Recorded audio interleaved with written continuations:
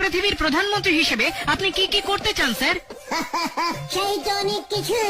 প্রথমেই যেটা করব, প্রতিটি স্কুলে পরীক্ষা বন্ধ করব।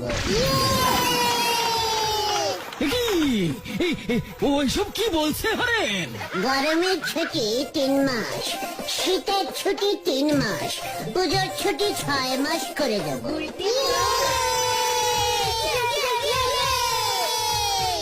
বাহ বাহ, শিক্ষায় এক নতুন দিক খুলে যাবে।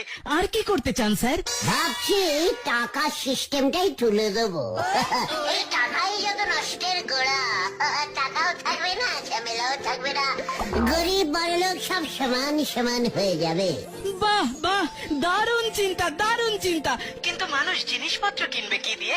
কিচ্ছু দিয়ে নয়, দোকানে যাবে, কৌটো খুলবে, বিস্কুট নেবে, চলে যাবে, ব্যাস।